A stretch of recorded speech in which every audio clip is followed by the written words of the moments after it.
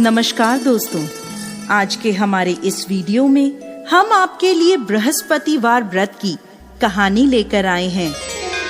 किसी गांव में एक साहूकार रहता था जिसके घर में अन्न, वस्त्र और धन, किसी भी चीज की कोई कमी नहीं थी।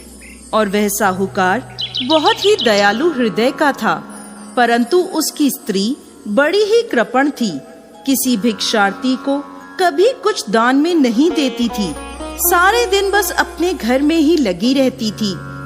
एक बार की बात है, एक समय एक साधु महात्मा बृहस्पतिवार के दिन उसके द्वार पर आए और भिक्षा की याचना करने लगे। स्त्री उस समय घर के आंगन को लीप रही थी।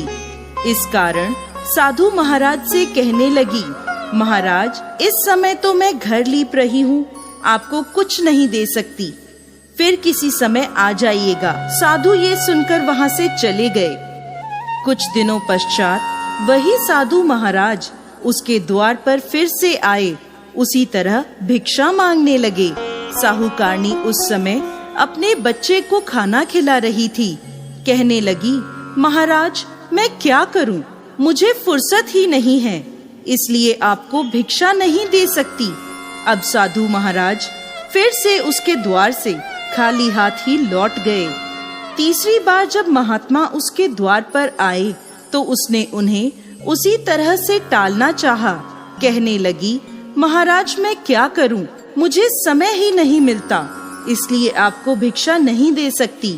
परंतु महात्मा जी कहने लगे कि यदि तुमको हर समय का अवकाश मिल जाए तो मुझे भिक्षा दे दोगी? साहूकारनी कहने लगी, हाँ महाराज, यदि ऐसा हो जाए तो आपकी बड़ी कृपा होगी। साधु महात्मा जी कहने लगे, अच्छा, मैं एक उपाय बताता हूँ। तुम बृहस्पतिवार को दिन चढ़ने पर उठो और सारे घर में झाड़ू लगाकर कूड़ा एक कोने में जमा करके रख दो। घर का चौका इत्यादि मत लगाओ। घर वालों से कह दो कि हजामत अवश्य बनवाएं। रसोई बनाकर चूल्हे के पीछे खाना रख दो, सामने नहीं। फिर स्नान आदि करके सायंकाल को अंधेरा होने के बाद दीपक जलाओ तथा बृहस्पतिवार को पीले वस्त्र मत धारण करो, ना पीले रंग की चीज का भोजन ग्रहण करो।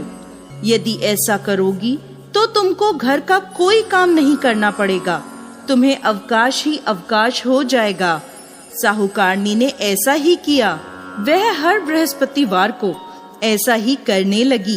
कुछ समय बाद उसके घर में खाने को अन्न का दाना भी ना रहा। थोड़े दिनों में वही महात्मा फिर आए और भिक्षा मांगने लगे, परंतु साहूकारनी ने कहा, महाराज, मेरे घर में खाने को अन्न नहीं है, आपको मैं क्या दे सकती हूँ? तब महात्मा ने कहा कि जब तुम्हारे पास सब कुछ था तब भी तुम कुछ नहीं देती थी, अब पूरा अवकाश है तब भी तुम कुछ नहीं दे रही हो, तुम चाहती क्या हो?